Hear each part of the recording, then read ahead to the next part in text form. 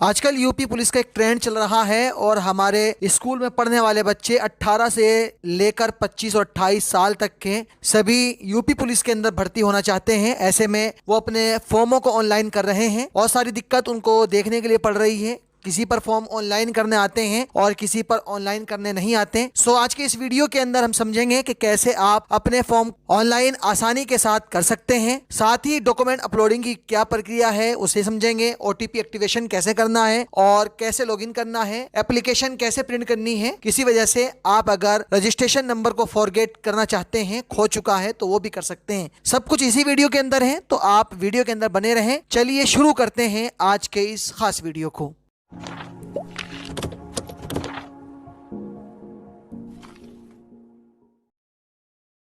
इसके लिए आपको इस वाले वेबसाइट पर आ जाना है। आपको इसका लिंक डिस्क्रिप्शन में मिल जाएगा। आप चाहें तो इसका लिंक सरकारी रिजल्ट से भी आप निकाल सकते हैं।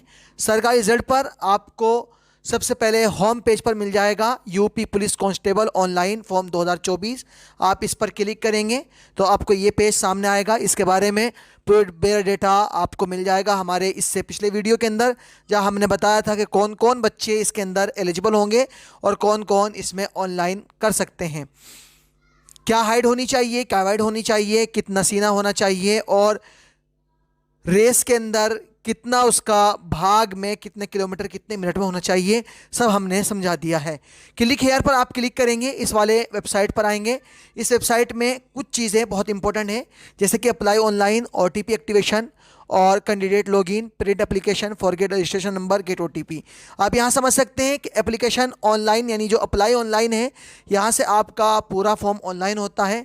आप अगर इसी फॉर्म से शुरू से लेके आखिर तक इसको भरते चले जाएं तो आपको ये प्रिंट एप्लीकेशन तक पहुंचा सकता है। यानी आप प्रिंट एप्लीकेशन बिल्कुल अप्लाई ऑनलाइन से ही कर सकते हैं। लेकिन किसी वजह से अगर आपको दिक्कत आती है, आप बीच में छोड़ देते हैं, तो ओटीपी एक्टिवेशन से अपने ओटीपी को एक्टिवेट कर सकते हैं। और अगर आपने फ़ीस भी पे कर दी है और या फ़ीस पे नहीं की है और अभी आपने बीच में छोड़ दिया है ओटीपी एक्टिवेशन करके, तो कैंडिडेट लॉगिन से क्लिक करके कैंडिडेट लॉगिन कर सकते हैं। अपनी पूरी फाइल आपकी खुल जाएगी, जहां से आपने छोड़ा है वहीं से आगे आप बढ़ सकते हैं। प्रिंट एप्लीकेशन का ऑप्शन मतलब यानी आपने सारा काम कर दिया है, एप्लीकेशन प्रिंट होना बाकी रह गई थी, साइट किसी वजह से क्लोज हो गई है, तो यहाँ से प्रिंट एप्लीकेशन ले सकते हैं। इसी वजह से अगर आपका रजिस्ट्रेशन नंबर खो चुका है तो उसको फॉरवर्ड करना चाहते हैं तो यहाँ से उसको ढूंढ भी सकते हैं, फाइंड कर सकते हैं। आपका ओटीपी नहीं आ रहा था तो अब यहाँ से ओटीपी प्राप्त कर सकते हैं। शुरू से शुरू करते हैं ताकि आपको सही से पता चले, सही से आप गाइड कर सकें, सही से आप समझ सकें। तो अप्लाई ऑनलाइन पर आप क्लिक करेंगे। क्लिक करने के बाद यहाँ सबसे पहले आपकी फर्स्ट स्टेज के अंदर आपकी खुद की डिटेल पूछी जाएगी। यानी जिस बंदे की हम यहाँ यूपी पुलिस के लिए ऑनलाइन कर रहे हैं उसकी डिटेल को भरेंगे। याद रखें कि जो हाई स्कूल और इंटर और इसके अलावा आपके पास जो भी डॉक्यूमेंट हैं सभी पर नाम एक सा होना चाहिए, बाप का नाम एक सा होना चाहिए, जन्म तिथि भी एक सी होनी चाहिए, माता का नाम जो आपके डॉक्यूमेंट के अंदर है तो वो सभी डॉक्यूमेंट में एक सा होना चाहिए। अगर नहीं है तो आप इसके लिए एलिजिबल नहीं होंगे। आपको ये भी पता होगा कि यहाँ सिर्फ हाई स्कूल और इंटर वाले बच्चे भी इसके अंदर आवेदन कर सकते हैं। बहुत ही आसान है। आपको यहाँ पर अपना नाम लिखना है, फिर उसका नाम का अंतिम नाम लिखना है और आवेदक का पूरा नाम, जो आपने यहाँ दोनों नाम लिखे हैं या आपका एक ही सिंगल नाम है तो उसको यहाँ पर पूरा लिख लेंगे। जन्म तिथि यहाँ पर एंटर करेंगे, पिता का नाम यहाँ लिखेंगे, माता का नाम यहाँ पर आप सही से टाइप करेंगे। पिता और माता के नाम के अंदर यहाँ फुल नाम इन्होंने पूछा है तो पूरा नाम यहाँ पर लिखेंगे। ऐसा नहीं है कि आधा आधा करके। इसी तरह जेंडर आपका मेल है या फीमेल है वो अपने हिसाब से आप चूज़ कर सकते हैं। मोबाइल नंबर आपको दोनों जगह पर एक सा ही मोबाइल नंबर फिल करना है। आधार नंबर को इंटर करना है और फिर अपने ईमेल आईडी को आपको इंटर करना है। ईमेल आईडी आपके फ़ोन में प्ले स्टोर पर इजीली और आसानी के साथ मिल जाता है। आप प्ले स्टोर से वहाँ से चेकआउट कर सकते हैं, देख सकते हैं। नेशनलिटी के अंदर आपको इंडियन सेलेक्ट करना है क्योंकि इंडियन के लिए ही भर्ती है, इसके अलावा और किसी के लिए भर्ती नहीं है। ये तो बहुत ही ईजी और आसान इन्फॉर्मेशन है, इसे आप भर सकते हैं। आगे की इंफॉर्मेशन के लिए मैं आपको बताता चलूं कि आपसे ये पूछ रहा है कि आप उत्तर प्रदेश के मूल निवासी यानी उत्तर प्रदेश के अंदर आप रहते हैं या नहीं रहते हैं, आपके पास डोमिसाइल सर्टिफिकेट यानी मूल निवास है या नहीं है। अगर यूपी का मूल निवास आपके पास है तो आपको कहना है यस यानी हाँ। तो जैसे ही आप यस हाँ करेंगे तो नीचे आप देखेंगे कि डोमिसाइल सर्टिफिकेट के लिए आपसे ऑप्शन भी आपका खुल जाएगा। जैसे देखें हम आपसे एक चीज़ और पूछी गई है कि आप SC ST OBC या इसी तरह और जो जाति आती हैं उनमें से उनकी श्रेणी में आते हैं या नहीं, या आप उनका लाभ लेना चाहते हैं या नहीं लेना चाहते हैं। तो आप इस पर यस पर क्लिक करेंगे तो ऑप्शन आपके लिए ये भी उपलब्ध हो जाएगा कि यहाँ अपनी डिटेल भरें। जैसे कि SC ST OBC सर्टिफिकेट के लिए भी डिटेल खुल जाएगी और मूल निवास के लिए भी आपके लिए ऑप्शन खुल जाएगा। लेकिन किसी वजह से आप कहते हैं कि हम यूपी के हैं लेकिन जनरल के अंदर कराना चाहते हैं यानी हम लाभ नहीं लेना चाहते हैं, तो इस ऑप्शन को आप नो रखेंगे। तो नो करते ही ये ऑप्शन आपसे ख़त्म हो जाएगा और आपका जनरल के अंदर जो इन्होंने अलग से कोटा रख रखा है उसमें रजिस्ट्रेशन हो जाएगा।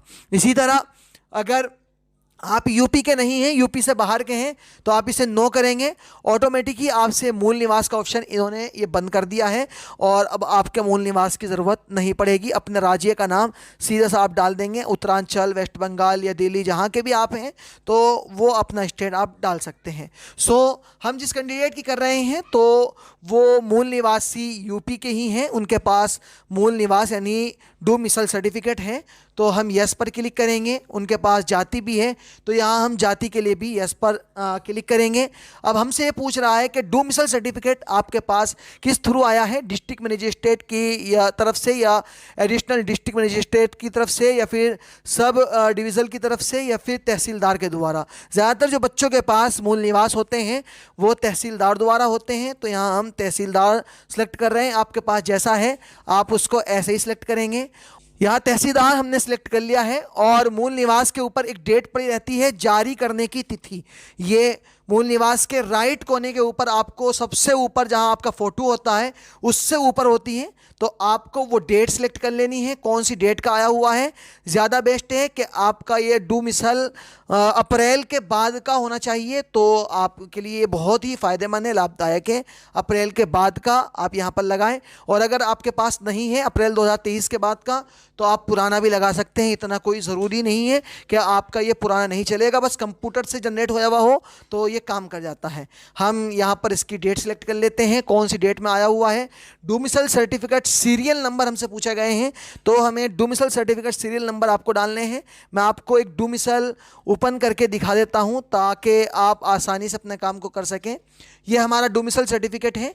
आप यहाँ पर देख रहे हैं कि एक तो आवेदन संख्या है, एक क्रमांक संख्या यानी जो प्रमाण पत्र की संख्या होती है, तो इसके अंदर हमें नीचे वाली यानी क्रमांक संख्या जो आवेदन को छोड़कर है वो वाली इंटर करनी है। आपको यहाँ तारीख भी दिख रही है कि जारी दिनांक, तो वो दिनांक आप वहाँ डालेंगे और क्रमांक संख्या नीचे आप डालेंगे और उसके बाद यहाँ संख्या इंटर करने के बाद नीचे आएंगे, यहाँ अपना डिस्ट्रिक्ट चुनेंगे, जौन से भी डिस्ट्रिक्ट से आप हैं, जौन से भी डिस्ट्रिक्ट से हैं तो उसको चुन सकते हैं। मैं एक ऐसे ही आपको सिखाने के लिए एक डिस्ट्रिक्ट चूज़ कर लेता हूँ। फिर कौन सी कैटेगरी से आप आते हैं, यानी जाति में आपकी जनरल है, SC है, ST OBC है, EWS है, तो वो अपने हिसाब से सेट कर सकते हैं।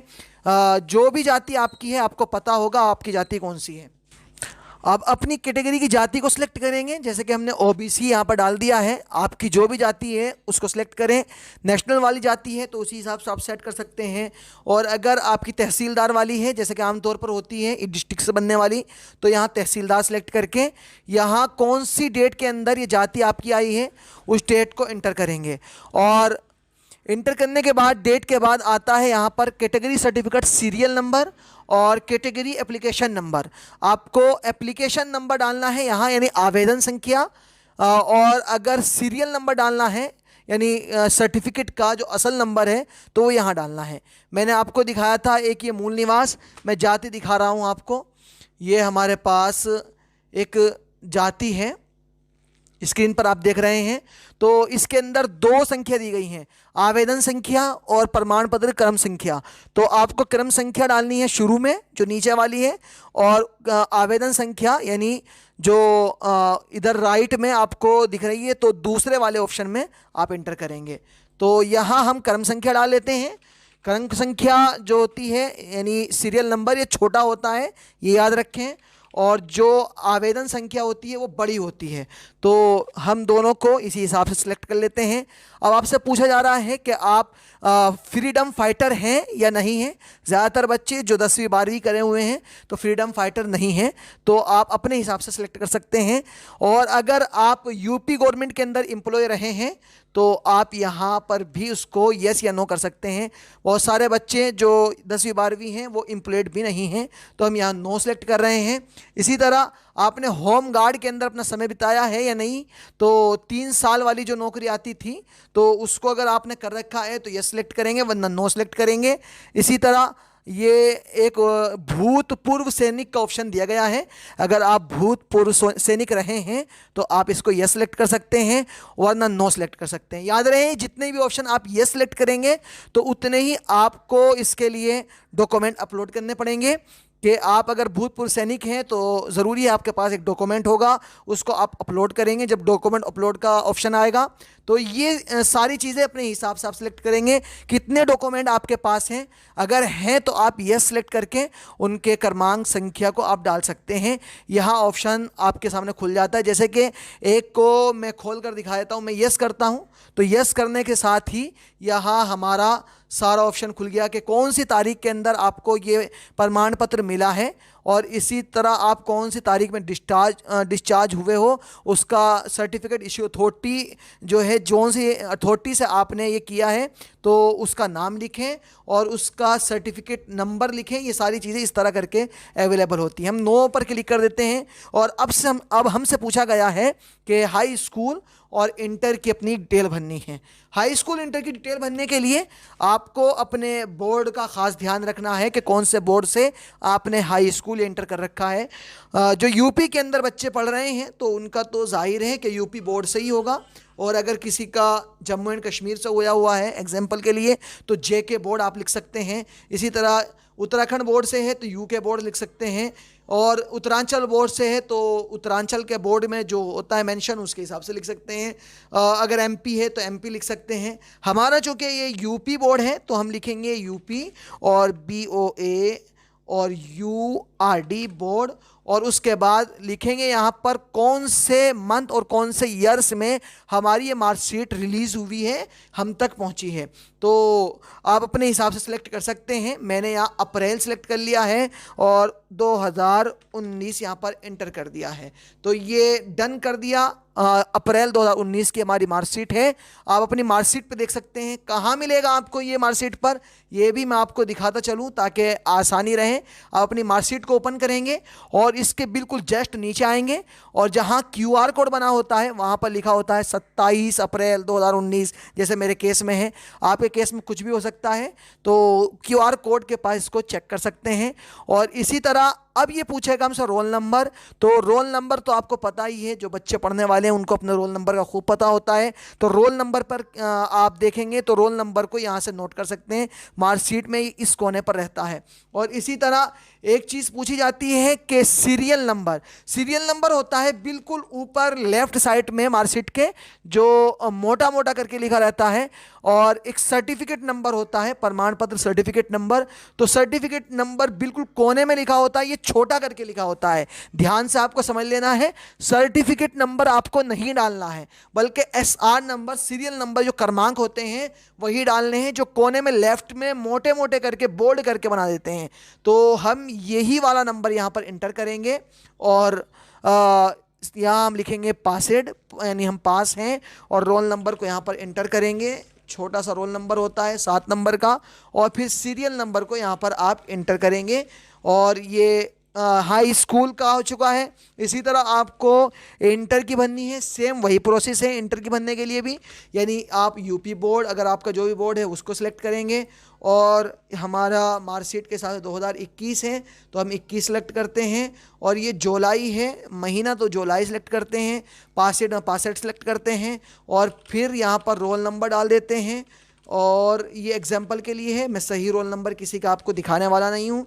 और इसी तरह क्रमांक यानी सीरियल नंबर जो कोने में होते हैं मार्कशीट के, वो इंटर कर देते हैं। अब आपसे पूछा जाएगा, 3 ऑप्शन और आएंगे जिसके अंदर आपसे पूछा जाएगा कि आपके पास ये सर्टिफिकेट हैं या नहीं है। तो ये सारे सर्टिफिकेट आपको देखना है, यानी NIELIT का अगर आपके पास कोई कंप्यूटर का O लेवल का सर्टिफिकेट है तो यहाँ आप यस कर सकते हैं, वरना नो कर सकते हैं।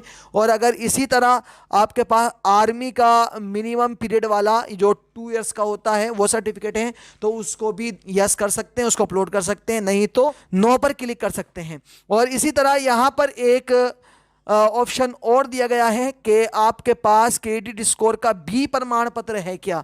राष्ट्रीय क्रेडिट स्कोर जो होता है कोर्स का जो होता है तो उसका भी अगर आपके पास है तो NIT वाला तो उसको अपलोड कर सकते हैं, अगर नहीं है तो इसको भी नो पर रहने दे सकते हैं। बहुत से बच्चों के पास होता है ये वाला सर्टिफिकेट, अगर आपके पास है तो आप उसको यस सेलेक्ट करके इसको अपलोड कर सकते हैं। फिर आपको भरना है यहाँ पर अपना ग्राम, आप अपना ग्राम भरेंगे जो भी आपका है। तो मैं वैसे ही आपको एक ग्राम भरकर दिखा देता हूँ। और फिर यहाँ पर अपना पोस्ट ऑफिस डालेंगे, जो भी आपका पोस्ट ऑफिस है, और यहाँ अपना शहर जो अपना आपका पास का कोई राज्य है वो यहाँ पर इंटर करेंगे, और अपनी स्टेट का यहाँ चयन करेंगे, फिर अपने डिस्ट्रिक्ट का यहाँ चयन करेंगे, नीचे पिन कोड को आप अब सही से इंटर कर सकते हैं। और अब ये ऑप्शन आता है, ये ऊपर का ये जो साइट का था पत्राचार का पता, और नीचे है स्थाई पता। ये पता जो आपने भरा है ये जहाँ पर आप रह रहे हैं तो उस पते को आपको भरना है, और जहाँ के आप रहने वाले हैं स्थाई पते के अंदर वो वाला पता भरना है। अगर आप एक ही जगह रहते हैं और उसी जगह से पढ़ाई करते हैं, जैसे गांव के बच्चे होते हैं अपने गांव से ही इसको पढ़ाई को कंप्लीट करते हैं, तो यहाँ सेम एस पर क्लिक करके इसको सेम कर सकते हैं, तो दोनों ये सेम हो जाएंगे। और अगर अलग अलग जगह पर रहते हैं, जैसे कि आप किसी शहर के अंदर रह रहे हैं तो शहर के अंदर रहते हुए आपका जो पता है शहर वाला उसको भरेंगे पत्राचार का पते के अंदर, और स्थायी पते में अपना पर्सनल पता जहाँ पर आप आधार कार्ड का आपका बना हुआ है वो यहाँ पर लिख सकते हैं। फिर आपको प्रीव्यू एंड सबमिट के बटन पर क्लिक करना है। जैसे ही आप प्रीव्यू एंड सबमिट के बटन पर क्लिक करेंगे तो आपके सामने फुल डिटेल इसकी खुलकर आ जाएगी, और आपको एक बार ये शो कराया जाएगा। आप इसको सही से रीड करें, और सही से रीड करने के बाद ये चेक बॉक्स आपके नीचे नज़र आ रहे हैं, सब पर चेक पर क्लिक करना है, और एक कैप्चा कोड यहाँ शो कराया गया है, कैप्चा कोड को आपको सही से फिल कर लेना है, और फिर उसके बाद submit and next OTP activation पर क्लिक करना है। जैसे ही आप submit and next OTP activation पर क्लिक करेंगे तो आपके सामने एक पंजीकरण संख्या जनरेट होकर आएगी, और आपके मोबाइल नंबर पर जो आपका मोबाइल नंबर इस पर पड़ा हुआ है जो आपने यहाँ पर इंटर किया है, एक OTP जाएगा, वहीं पर पंजीकरण भी मैसेज द्वारा आपको मिल जाएगा। आपको एक्टिवेशन थ्रू OTP पर क्लिक करना है। क्लिक करते ही ये फ़ौरन OTP आपके नंबर पर भेज देगा, और अब आपको अपना पंजीकरण संख्या डालना है यहाँ, और फिर अपनी डेट ऑफ बर्थ इंटर करनी है। कैप्चा कोड को फिल करके यहाँ पर OTP को इंटर करके एक्टिवेट बटन पर आपको क्लिक कर देना है। जैसे ही आप एक्टिवेट पर क्लिक करेंगे ये तुरंत ही एक्टिवेट हो जाएगा, और अब इसके कोई भी SMS की OTP की आपको ज़रूरत नहीं पड़ेगी। अब सीधे से आप लॉगिन पेज पर रिडायरेक्ट हो सकते हैं, और लॉगिन के बटन पर क्लिक करके अपने रजिस्ट्रेशन संख्या और जन्मतिथि कैप्चा कोड को फिल करके लॉगिन कर सकते हैं। सो मैं लॉगिन करके आपको दिखा देता हूँ। यहाँ हम आए कैंडिडेट लॉगिन ऑप्शन पर, अपने पंजीकरण संख्या को हमने इंटर कर दिया है, कैप्चा कोड को फिल कर दिया है, डेट ऑफ बर्थ को हमने सही से फिल किया, लॉगिन के बटन पर क्लिक कर दिया। जैसे ही लॉगिन पर क्लिक करेंगे, अगर आपका पेमेंट सक्सेसफुली अभी नहीं हुआ है तो आपको पेमेंट पेज पर रिडायरेक्ट किया जाएगा। पेनों पर आप क्लिक करेंगे, 400 रुपये की फ़ीस इसकी यूपी पुलिस की चल रही है। आप यहाँ से पेनों पर क्लिक करके इस पेमेंट को अपने डेबिट कार्ड या प्रीपेड क्रेडिट कार्ड वगैरह, इंटरनेट बैंकिंग, यूपीआई माध्यम किसी से भी आप पेमेंट को पे कर सकते हैं। मैं अपने केस के अंदर एचडीएफसी की नेट बैंकिंग से पेमेंट को करने वाला हूं, तो मैंने एचडीएफसी की नेट बैंकिंग को ओपन कर लिया है और इसको सिलेक्ट करके पेनों पर हमने क्लिक किया तो ये हमारा नेट बैंकिंग के ऑप्शन पर रिडायरेक्ट कर दिया गया है। हमें कस्टमर आईडी को यानी अपनी आईडी को इंटर करना है, कंटिन्यू पर क्लिक करना है और पासवर्ड जो है उसको सेलेक्ट कर लेते हैं। This is my secure ID पर क्लिक करते हैं, कंफर्म पर क्लिक करते हैं तो ये 8 रुपये 26 पैसे का एक्स्ट्रा चार्ज यानी 408 रुपये 26 पैसे हमसे काटे जा रहे हैं। हमारे नंबर पर ओटीपी आ चुका है और हमने ओटीपी को इंटर कर दिया है। फिर सबमिट बटन पर हमने क्लिक किया तो ये इसकी फीस कट चुकी है और हमें रिडायरेक्ट किया गया है लॉगिन पेज पर। किसी वजह से अगर ये आपका बैक भी हो जाता है तो कोई दिक्कत वाली बात नहीं है, क्योंकि आपका पेमेंट हो चुका है और ये सरकार के खाते में जा चुका है। अब आपको कैंडिडेट लॉगिन पर दोबारा से क्लिक करना है और फिर अपने रजिस्ट्रेशन नंबर को और डेट ऑफ बर्थ को और कैप्चा कोड को इंटर करना है और लॉगिन के बटन पर आप क्लिक करेंगे तो ये आपकी आईडी लॉगिन हो जाएगी। यहाँ आपसे बहुत सारी चीज़ें पूछेगा जिसमें आपका फ़ोटो अपलोड करना होगा, आपके सिग्नेचर अपलोड करने होंगे और इसी तरह हाई स्कूल की जो मार्कशीट है उसको अपलोड करना होगा। 12वीं की इंटर की जो आपकी मार्कशीट है तो उसको भी यहाँ पर अपलोड करना होगा। इसी तरह प्रमाण पत्र के अंदर जो भी आपने सेलेक्ट किया था वो सब यहाँ पर अपलोड करने होंगे, जैसा कि ओबीसी सर्टिफिकेट या फिर मूल निवास, स्थायी पता, ये सब आपको यहाँ पर सिलेक्ट करने होंगे। तो हम एक एक चीज़ करके यहाँ पर सिलेक्ट करेंगे। इसके लिए याद रखें कि जो आप फ़ोटो अपलोड कर रहे हैं, फ़ोटो की इन्होंने केबी बताई है 20 से 50 केबी के अंदर आपका फ़ोटो होना चाहिए।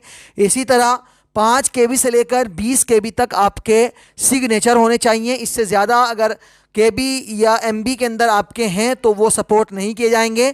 और अगर आप यहाँ पर और फाइल लगा रहे हैं तो सभी फाइलें 20 केबी से लेकर 100 केबी के बीच में होनी चाहिए। बस एक सिग्नेचर फाइल है कि 5 केबी से लेकर 20 केबी तक आपकी होनी चाहिए। बाकी सारी फाइलों को आप 20 केबी से लेकर 100 केबी के अंतर के अंदर रखेंगे। ये अगर आप पर नहीं आता है तो आप इसका वीडियो हमारे इसी चैनल पर है कि किस तरह पीडीएफ बनानी है, किस तरह जेपीजी बनाना है, वो सीख सकते हैं। वरना तो आप इजी और आसानी से, अगर आप प्रिंटर से इसको स्कैन कर रहे हैं तो प्रिंटर से मैं आपको डीपीआई और रेजोल्यूशन बता देता हूँ कि आप फ़ोटो और जो ये साइन वगैरह है इसको 250 के रेजोल्यूशन के अंदर, 250 रेजोल्यूशन के अंदर स्कैन करेंगे तो आसानी से यही साइज़ बनकर आएगा। और अगर आप ये और चीज़ें जो आप स्कैन कर रहे हैं तो 60 रेजोल्यूशन के अंदर या 70 रेजोल्यूशन के अंदर, 50 से 70 के समथिंग के अंदर अगर आप इसको स्कैन करेंगे तो सही बिल्कुल साइज़ कन्वर्ट होकर आएगा। आप इजी और आसानी के साथ कर सकते हैं। इनका खुद का एक टूल भी है जो आपको इसी वेबसाइट के अंदर मिल जाएगा, या फिर मैं भी उसका लिंक आपको डिस्क्रिप्शन में दे दूंगा। आप उस टूल की मदद से भी इनको छोटा या बड़ा कर सकते हैं। सो हम एक एक चीज़ को अपलोड कर देते हैं और अपलोड करने के बाद आगे बढ़ते हैं, क्योंकि आपका टाइम भी ज़्यादा हो चुका है, आप एक लंबे समय से वीडियो वॉच कर रहे हैं। तो हम यहाँ पर इन सारी चीज़ों को एक एक करके सेट कर लेते हैं। हमने फ़ोटो को अपलोड कर दिया है और ये सक्सेसफुल आ चुका है। इसी तरह हस्ताक्षर भी हमने अपलोड कर दिए हैं और बाकी के जो डॉक्यूमेंट हैं, हाई स्कूल इंटर और आपकी ओबीसी सर्टिफिकेट या मूल निवास जो भी है, सबको एक एक करके हमने सक्सेसफुली अपलोड कर दिया है। अपलोड करने का तरीका ये है कि पहले आप इसको चूज़ फाइल पर क्लिक करेंगे और यहाँ पर अपलोड करने के बाद फिर अपलोड पर क्लिक करेंगे तो ये अपलोड हो जाएगा और सक्सेस लिखा हुआ आ जाएगा। जहाँ तक आपके सक्सेस आ जाएंगे तो वो गोया सक्सेस हो जाएंगे और फिर आपको दोबारा से उनको अपलोड करने की ज़रूरत नहीं है। एक एक चीज़ अपलोड करने के बाद नीचे आपको ऑप्शन मिलेगा फाइनल सबमिशन एंड नेक्स्ट। आप फाइनल सबमिशन एंड नेक्स्ट पर क्लिक करेंगे तो यहाँ आपके सामने लिखा आ चुका है, Dear registration number, you have successfully complete your application to Uttar Pradesh Police Recruitment to Promotion Board. Please maintain your registration number। ये सारी चीज़ें आपके सामने लिख के आ गई हैं, यानी इसका मतलब आपका ये सक्सेसफुल हो चुका है।